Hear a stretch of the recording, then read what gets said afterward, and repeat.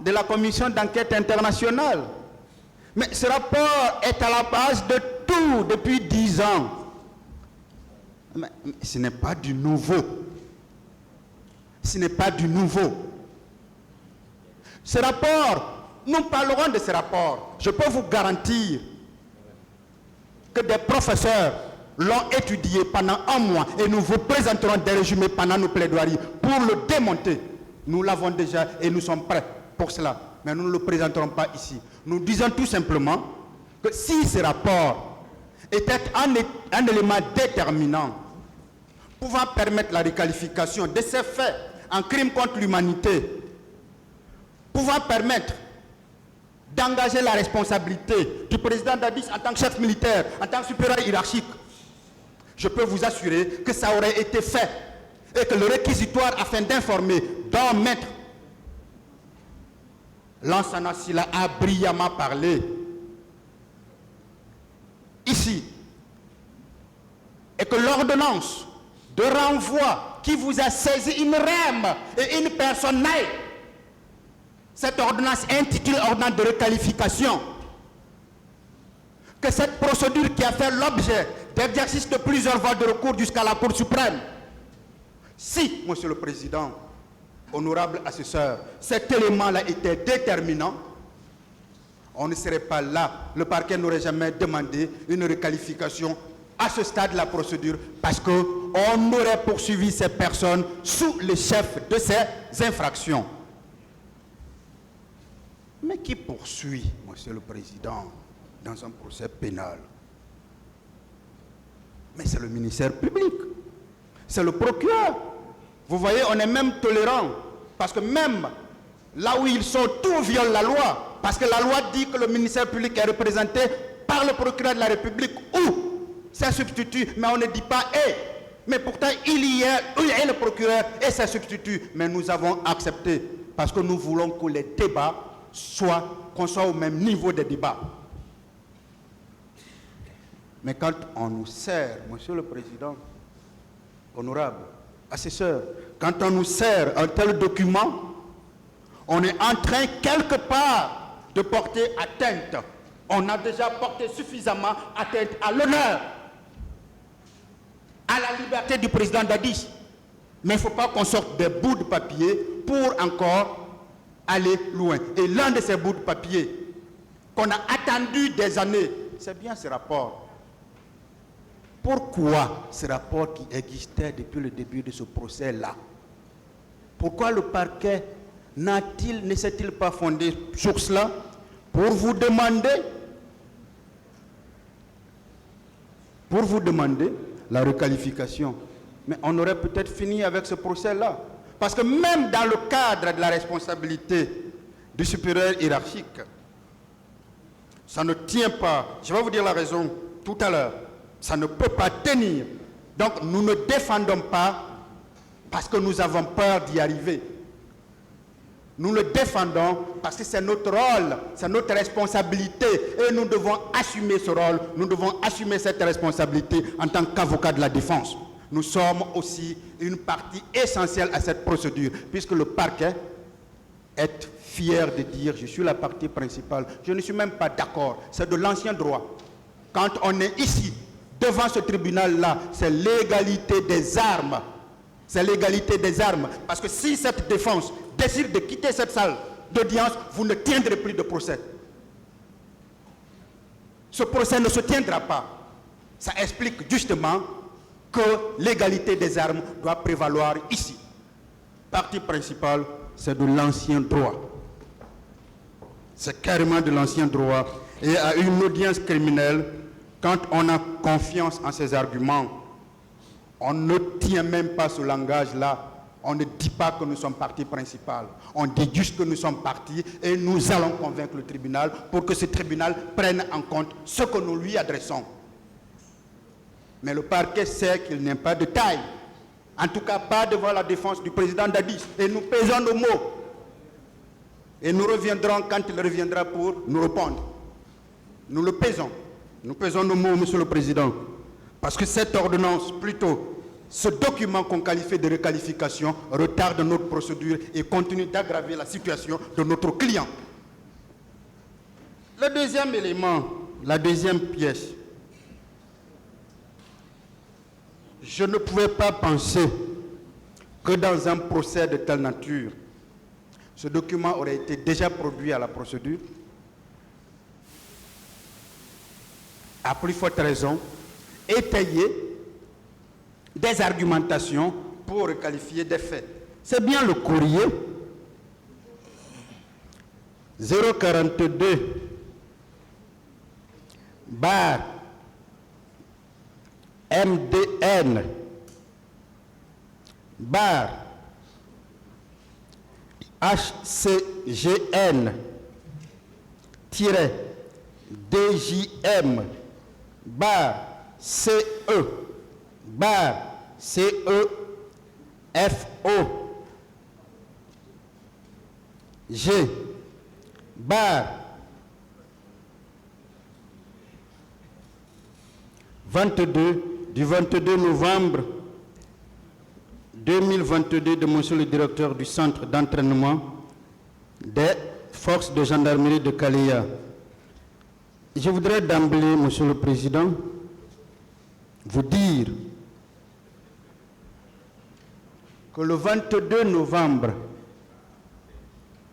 2022, il n'y avait aucun directeur au centre d'entraînement des forces de gendarmerie de Kaleya. Il n'y en avait pas. Il n'y en avait pas. Un directeur a été nommé, monsieur le président, par une décision, par la décision numéro 105, bar MDN, bar HCGN, bar DJM, SG, bar 2023, portant nomination de certains officiers de la gendarmerie,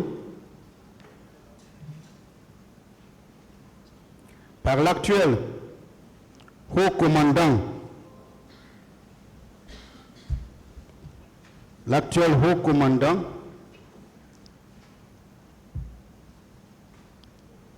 de la gendarmerie, le général, à l'époque il était général de brigade, qu'il me permet de le dire, il est maintenant général de division, le général de brigade Bala Samoura. C'est cette décision-là qui avait nommé un directeur des forces, un directeur du centre d'entraînement au niveau de Kaleya. Ma connexion me lâche. Alors, et mieux, ce qui est intéressant, monsieur le président, c'est que ce courrier a été consécutif à un autre courrier que le procureur de la République avait adressé. Mais la réponse est très claire. En réponse à votre courrier visé en référence relatif à la communication du registre ou des registres d'enregistrement comportant la liste exhaustive des recrues reçues pour une formation au centre d'instruction de Kaleya en 2009, la liste du personnel d'encadrement administratif des formateurs guinéens expatriés ayant assuré la formation durant la même période, j'ai respectueusement l'honneur de vous informer qu'après la revue de toutes les archives de ce centre, aucun registre tel qu'indiqué dans votre demande n'a été retrouvé. Mais le parquet a écrit au centre pour demander qu'on lui envoie un ou des registres. En réponse, on lui dit qu'il n'y a pas de registre. Mais on se permet de dire au vu des renseignements reçus. Je continue. Toutefois, selon les renseignements obtenus, la période mentionnée correspondait à l'arrivée des soldats du CNDD dans le dit centre pour leur formation, ainsi après le départ de ces soldats, consécutif à la fermeture du centre, allié par le général Sekouba, un poste de garde y avait été installé en 2010 par le bataillon d'infanterie de Foricalière à l'effet de protéger les installations. En conséquence, je vous fais parvenir, pour toute fin utile, la chronologie de l'encadrement administratif. Alors, ce que le parquet voulait, le parquet ne l'a pas obtenu. Et c'est la réponse au courrier qui le dit. Mais celui qui a pris le courrier, qui est le colonel Adibou, qui voulait la place du colonel Bienvenu, devrait quand même inventer une liste et que lui-même il dit qu'il n'y a pas de registre, qu'il n'y a pas d'archives. Mais Monsieur le Président, on vous demande de vous fonder sur tel document pour requalifier des faits contre ceux-là qui ont servi la Guinée à un moment donné de crimes contre l'humanité. Et mieux, nous avons connu, vous savez, ce courrier, à ce moment le parquet avait envoyé beaucoup de courriers. Un courrier à la Banque centrale. Le courrier, c'était pour relier le président Dadis au colonel Bienvenu, qu'on retient injustement en prison. Le second, c'était adressé à la Banque centrale, c'était pour relier le président Dadis à Gono Sangaré, en sa qualité d'intendant à l'époque. Mais tous ces documents viennent laver le président Dadis et nous en parlerons le moment venu. Par ailleurs, le général Baldé, qui était le haut commandant de la gendarmerie et directeur de la justice militaire pendant 10 ans, est passé ici, Monsieur le Président. Nous lui avons posé des questions, nous lui avons présenté des actes. Un premier acte indiquait qu'il avait nommé le colonel Bienvenu pour une formation. Il est même sorti major avec des félicitations. Un autre courrier a indiqué qu'il n'a jamais été directeur là-bas, mais qu'il a été instructeur, et ça c'était en quelle année? En 2015, au temps du président Alpha Condé. Ce document lui a été présenté publiquement ici et tout le monde l'a vu. Mais pourquoi le parquet veut, vaille que vaille, trouver des bouts sur le crâne rasé du président Dadis? Est-ce que le parquet n'a pas confiance à la première autorité du haut commandement à l'époque? Ça a été dit publiquement ici. Parce qu'un témoin, si le parquet estime qu'il n'a pas dit la vérité, mais il y a des moyens parce que le témoin a 3 obligations. Il doit comparaître. Il doit déposer et il doit être sincère. La sincérité signifie qu'il doit dire la vérité. C'est pour ça d'ailleurs qu'il prête serment. Avant qu'on ne vienne pas mélanger tout, Monsieur le Président.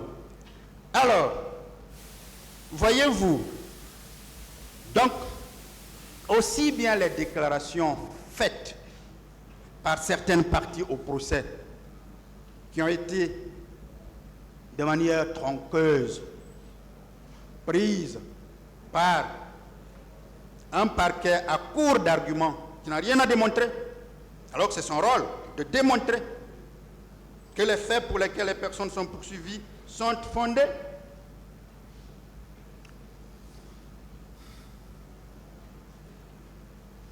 Ces déclarations ne tiennent pas. Ces documents-là ne tiennent pas. Mais qu'est-ce qu'on fait? On va avec une panoplie de dispositions légales. Une panoplie de dispositions légales et on veut faire comprendre que en citant toutes ces infractions, ça va marcher. Mais vous savez, le crime n'est jamais parfait, Monsieur le Président, Messieurs les conseillers. Pourquoi le crime n'est jamais parfait? Quand vous lisez les dispositions, vous allez trouver des répétitions. Des répétitions, parce que quand on cite, c'est la fin. Quand on cite les dispositions relatives à tout ce qui est lié à crime contre l'humanité, on cite l'article 194, les articles 194, 195, 196, 197, 198 et 199 du Code pénal. Plus loin,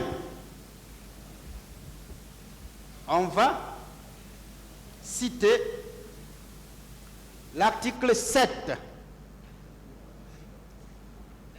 du statut de Rome relatif aux crimes contre l'humanité. On recopie encore la même chose.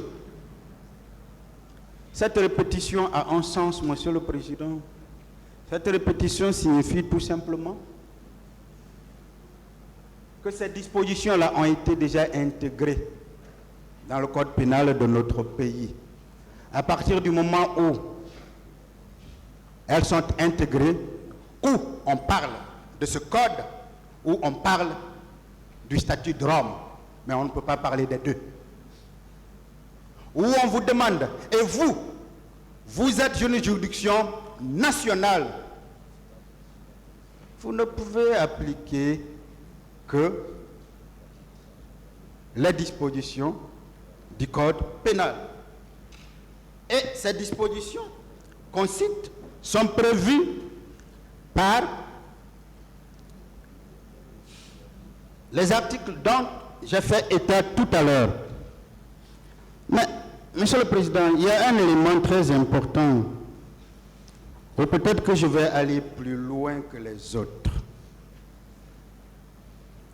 En ce qui concerne l'applicabilité du statut de Rome dans notre pays, je vais aller plus loin.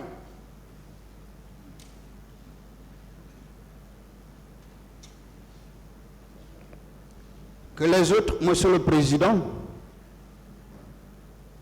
en vous indiquant ceci.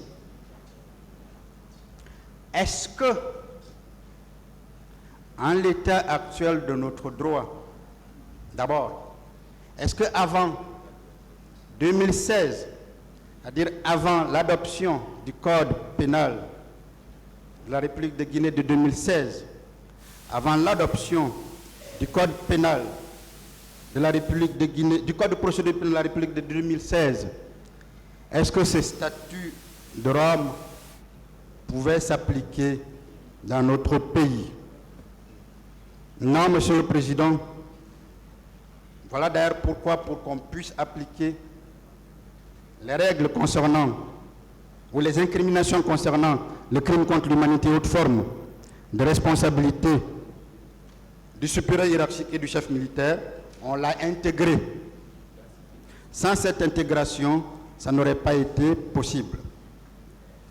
Mais quand vous lisez le Code pénal de la République de Guinée de 2016 et le Code de procédure pénale, la formule finale, nous connaissons.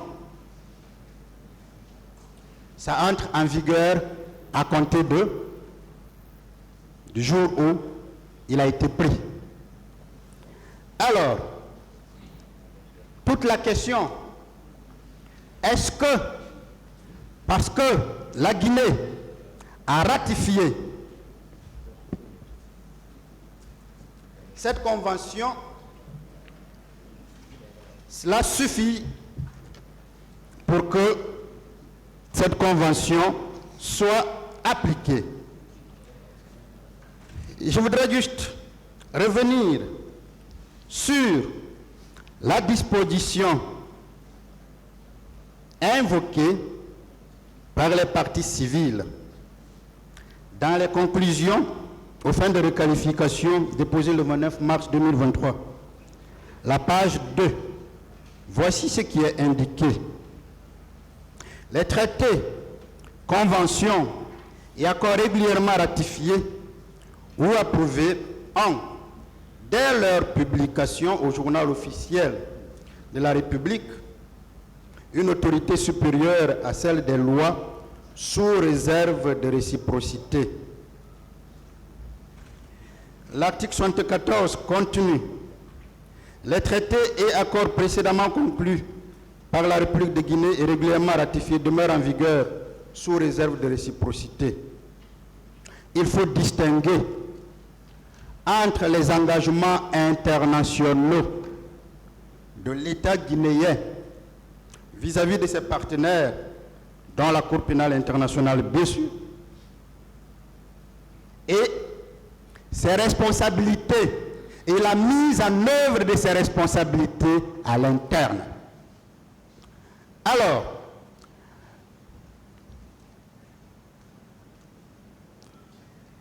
vous allez voir, Monsieur le Président, que la partie civile a produit un journal officiel. C'est là où je vais aller plus loin que les autres confrères. Un journal officiel. Vous allez voir sur la première page, loi L 25 AN du 20 décembre 2002 ratifiant et promulguant le statut de la Cour pénale internationale signé par le gouvernement de la République de Guinée le 20 septembre 2000. Sur la page 3, vous pouvez lire, la partie civile a communiqué ce document. La même chose, loi L, barre 25, AN, du 20 décembre 2022, ratifiant et promulguant le statut de la Cour pénale internationale, signé par le gouvernement de la République de Guinée le 2 septembre 2002. L'Assemblée nationale, vu la disposition de la loi fondamentale, notamment ses articles 59 et 77, après en avoir délibéré, et c'est ce que je veux que vous compreniez, article 1, est ratifié et promulgué le statut de la Cour pénale internationale, signé par le gouvernement de la République de Guinée le 20 septembre 2000. Vous voyez, tantôt c'est le 2 septembre, bon, le 20 septembre 2000. L'article 2, la présente loi sera enregistrée et publiée au journal officiel de la République de Guinée et exécutée comme loi de l'État. La présente loi sera enregistrée et publiée. Monsieur le Président, je vous fais la lecture de l'article 1er du Code civil, mais également de l'article 3 du Code civil. L'article 1er du Code civil dispose que les lois, au lendemain de leur publication au journal officiel de la République, ou à la date qu'elles fixent, sont exécutoires sur toute l'étendue du territoire national, en vertu de la promulgation qui en est faite par le président de la République. L'article 3 du même code continue, le Code civil toujours. La publication est l'opération qui porte la loi à la connaissance du public. Elle se fait au moyen d'une insertion au journal officiel. Elle se fait au moyen d'une insertion. La loi ratifiée, Monsieur le Président, engage l'État vis-à-vis de ses partenaires à l'international. Au niveau interne, cette loi doit être promulguée. La promulgation, qui consiste pour le président, par un décret de promulgation, à porter la loi à la connaissance du public. Mais cette promulgation ne rend pas exécutoire la loi. Pour qu'elle soit exécutée, il faut qu'elle soit publiée. Et la publication est l'acte par lequel la loi est rendue obligatoire et exécutoire. Mais attention, cette publication se fait par quel moyen? La même loi qu'ils ont produite dit par le moyen de l'insertion, qu'on trouve un document où le statut de Rome a été inséré à travers une publication, comme ça se fait, comme la loi le dit. Dès lors, Monsieur le Président, est-ce que ces statuts-là peuvent même être exécutés en l'état? Non. Non, Monsieur le Président, et la réponse, elle est négative. C'est justement pour contourner cela qu'on a décidé d'intégrer la loi, les dispositions relatives aux crimes contre l'humanité dans l'arsenal répressif guinéen. Et c'est justement, Monsieur le Président, parce que la Cour pénale ou le bureau du procureur savait ses failles, mais que dès le début de ce procès-là, il a pris soin d'approcher le gouvernement guinéen pour signer un mémorandum qui a créé forcément des obligations. Et, Monsieur le Président, ce qui est intéressant, c'est que les parties civiles, dans leurs conclusions, en font cas. Et ils en font même un motif. Le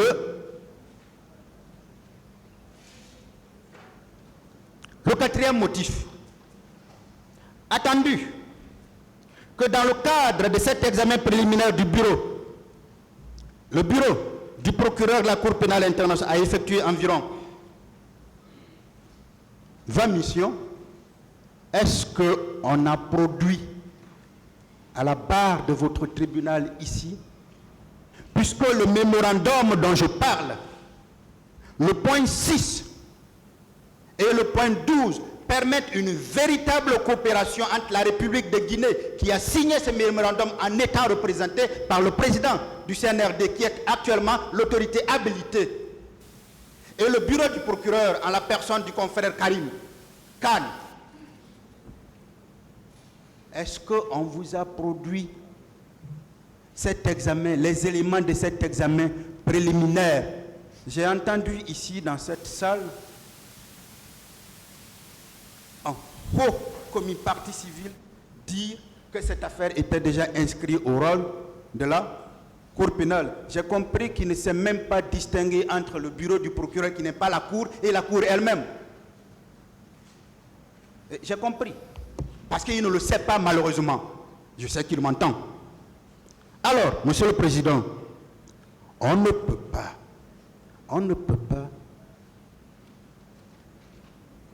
aujourd'hui vous demander l'application de ces dispositions en se basant sur les règles qui se trouvent dans le statut de Rome.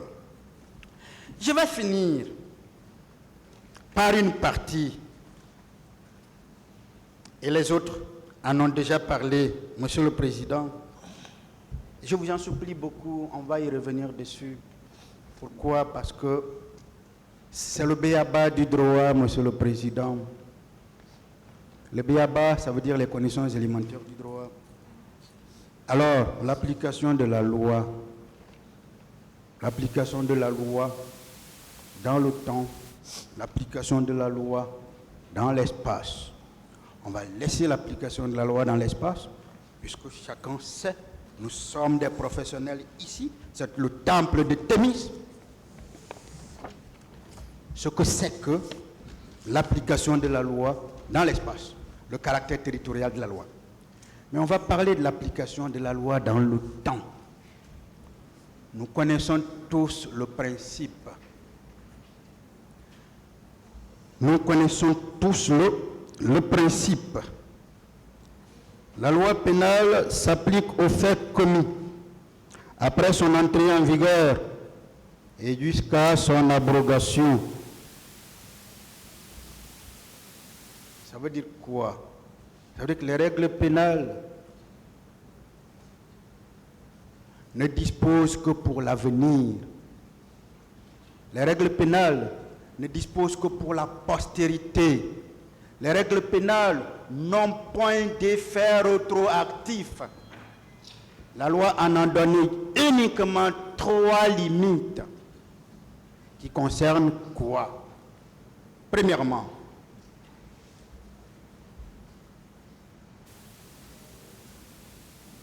les lois interprétatives. La loi, elle est interprétative et on n'est pas dans ce cas lorsqu'elle vient préciser le sens et clarifier une autre loi. Les lois déclarées expressément rétroactives par le législateur. Deuxième catégorie, on n'y est pas. Et la dernière mythe, les lois qui sont plus douces, les lois qui sont moins sévères, les lois pénales plus douces, moins sévères. Alors, lorsqu'on vous parle de crimes contre l'humanité, Monsieur le Président, on vous dit déjà que ce sont des incriminations qui sont imprescriptibles. Ça fait grave, ça fait gravissime. Alors que les incriminations que nous avons et pour lesquelles ces personnes-là sont poursuivies et qui sont assis dans ce box des accusés, ces lois-là, Monsieur le Président, elles ne sont pas imprescriptibles. Entre loi imprescriptible, loi non ou prescriptible, qu'est-ce qui est grave? Ce sont les règles imprescriptibles. Or, on veut que vous requalifiez ces faits en crimes contre l'humanité qui sont des infractions imprescriptibles. Nous ne sommes plus dans le cadre de loi douce, mais nous sommes dans le cadre de loi sévère. Et en droit, ces lois ne peuvent pas s'appliquer. Et vous n'accepterez jamais que ces lois-là s'appliquent devant votre auguste tribunal. Mais au-delà de cela, Monsieur le Président, soyons d'accord sur une chose importante. Pourquoi on a tenu tant à ce que ce procès-là soit guinéen? Pourquoi on a tenu tant à ce que ce procès-là soit jugé par les magistrats guinéens? Pourquoi on a tenu tant à ce que ce procès-là soit connu par les acteurs du monde judiciaire de notre pays? C'est parce qu'on veut honorer le pays. C'est parce que on pense plus que la justice, et c'est d'ailleurs vrai, est un pouvoir régalien. C'est exactement comme battre la monnaie. C'est exactement comme avoir une armée. Ce sont des éléments régaliens de l'État sans lesquels un État n'est pas un État. Mais on veut vous amener, Monsieur le Président, à qualifier des faits. On ne vous dit pas quel type de fait, on ne vous a jamais d'ailleurs présenté cela. Et à faire application d'une règle internationale que vous n'aviez pas compétence pour appliquer et qu'on vous a d'ailleurs donné compétence en l'intégrant dans l'arsenal répressif guinéen. C'est pourquoi, Monsieur le Président, sous réserve, bien sûr, d'attendre la réponse du parquet, parce que ce procès est essentiel à ce niveau. Nous sommes à un tournant de ce procès, parce que nous savons que, arrêtés là, tous nos clients doivent rentrer à la maison. Le parquet a déjà démissionné dans ce sens-là, en vous adressant ce document qu'il qualifie encore une fois de réquisition aux fins de requalification de fait. Je vous demande, Monsieur le Président, au nom et pour le compte de la défense, assurez-vous que la défense est unie cette fois, mais plus particulièrement au nom et pour le compte de la défense du président Dadis, sur la forme, de déclarer irrecevable ce document que le parquet a qualifié de réquisition. Ça n'est pas une. En trois endroits, on pourra en parler. On reviendra sur les éléments s'ils le veulent, si le parquet le veut. De rejeter au fond la requalification qu'on vous demande. Parce que tout simplement, sur le plan de la responsabilité des supérieurs hiérarchiques ou du chef militaire, on ne vous a pas fait la démonstration d'un élément important. On devrait vous faire la démonstration des trois conditions qu'il faut pour que la responsabilité du fait du supérieur hiérarchique ou du chef militaire soit engagé.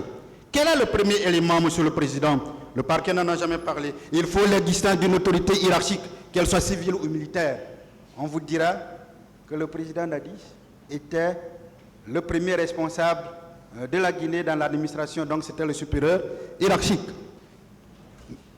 Mais s'il était chef militaire, c'est de manière honorifique, pas dans l'opérationnel, parce qu'il n'appartient pas, il ne figure pas sur la hiérarchie des chefs militaires, conformément à nos lois. Je pense que c'est l'article 2. M. Sovogui pourrait en parler, je ne retiens pas de disposition.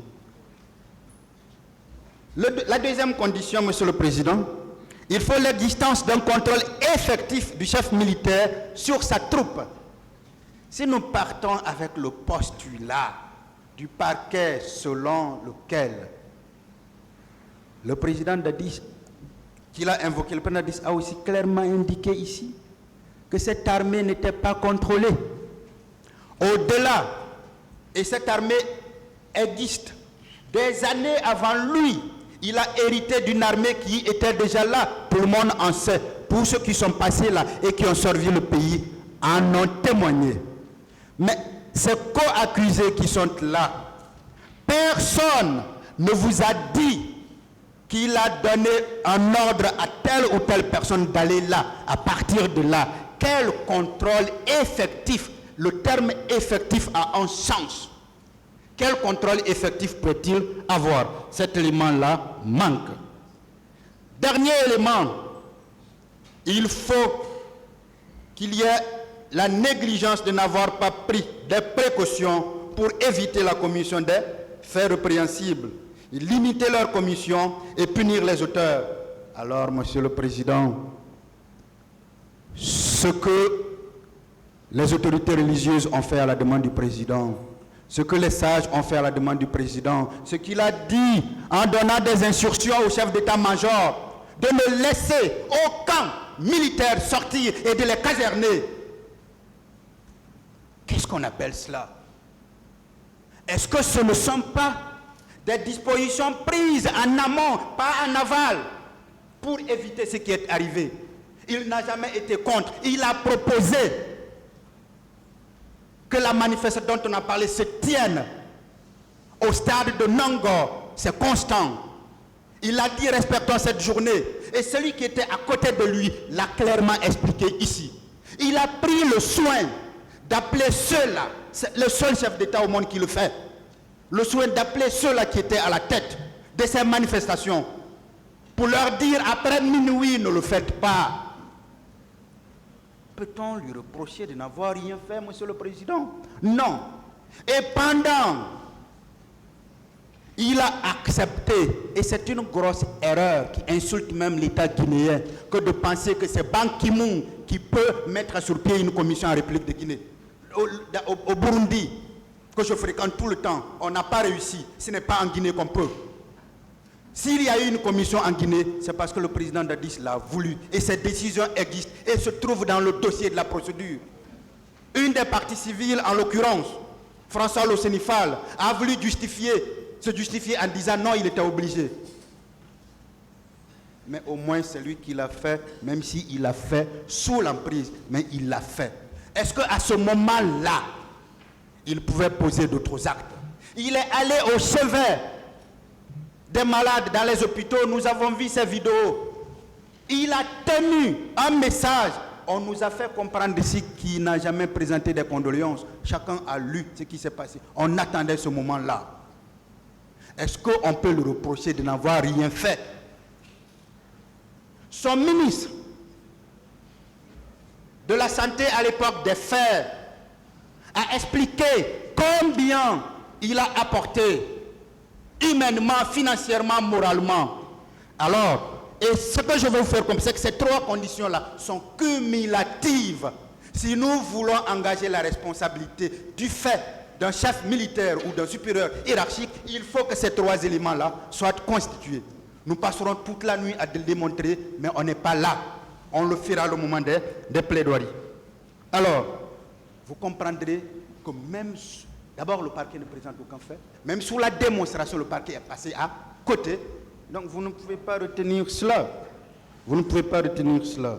Monsieur le Président, moi je vous connais depuis longtemps, très longtemps, hein? Mais je vous ai connu véritablement ici. Je sais pour la sérénité, vous n'accepterez pas. Je sais que vous n'accepterez pas au risque de compromettre la tenue de ce procès ou l'avenir de ce procès. Parce que nous, la défense, nous n'accepterons jamais. Je vous remercie, Monsieur le Président. Je vous remercie, honorable assesseur. Les conclusions ont été déjà faites par nos prédécesseurs. Merci. Merci, Monsieur le Président. Honorable membre du tribunal, pour la défense du colonel Moussa Thiebolo Camara, elle s'en remet pour l'essentiel à ses écritures qui sont versées au dossier de la procédure et qui ont été préalablement communiquées aux autres parties, en l'occurrence le parquet et les parties civiles. Ce que je voudrais préciser, c'est que ces conclusions viennent en réplique non seulement aux conclusions en date du 29 mars 2023 de certaines parties civiles, dont M. Mamadou Boboba, et aux réquisitions écrites du ministère public du 1er mars 2024. Et dans nos conclusions, Monsieur le Président, ce qui est important, nous avons in limine litis soulevé l'irrécevabilité de ces réquisitions, l'irrécevabilité des demandes de requalification du parquet et d'une partie des parties civiles. L'irrécevabilité, Monsieur le Président, honorable membre du tribunal, tirée de la chose jugée. Vous avez suivi depuis le matin les différents développements liés à la procédure. Je ne reviendrai pas là-dessus. Et dans nos conclusions, nous avons également insisté sur les erreurs du parquet. Je n'appellerai pas ça contre-vérité. Ce sont des erreurs. Le parquet saura tirer le mois venu les conséquences de ce qui est écrit dans les réquisitions concernant le colonel Moussa Thiebolo Camara. Des déclarations attribuées au colonel qui n'ont jamais fait l'objet de débat ici et qui ne figurent dans aucun document. Mais moi, j'appelle ça erreur. Je reviendrai là-dessus tout à l'heure. Monsieur le Président, sur la chose jugée, j'étais au cœur des débats concernant la requalification de la Cour d'appel devant la deuxième chambre de contrôle à la Cour suprême, avec Maître Amidou Bari, Maître Joachim Bilimou et d'autres.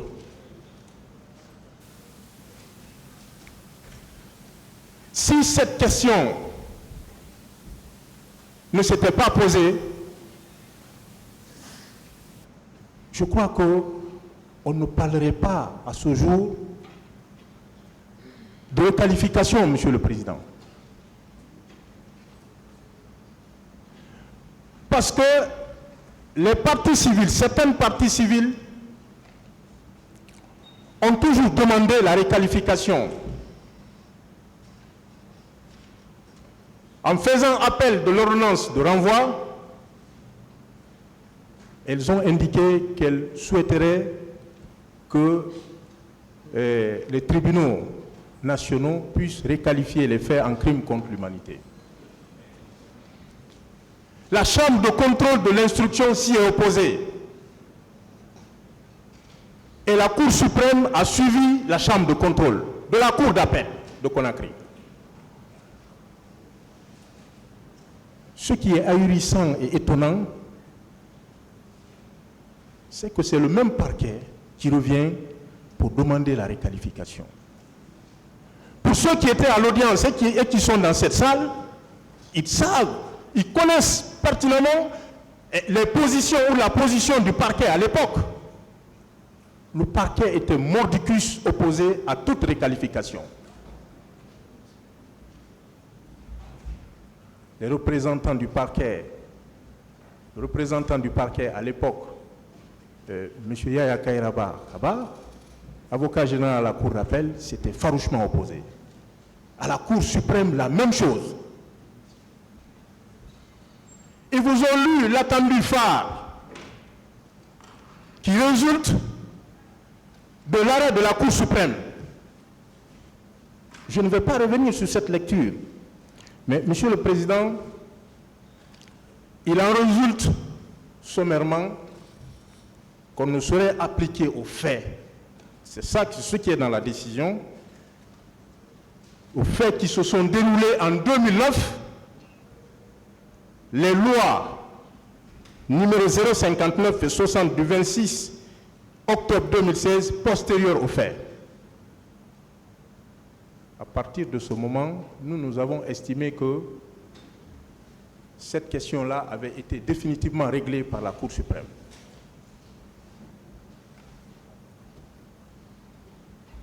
Cette décision, qui a les effets d'un arrêt passé en force de chose jugé, comme le réitérait ce matin Maître Almami Samouri Traoré.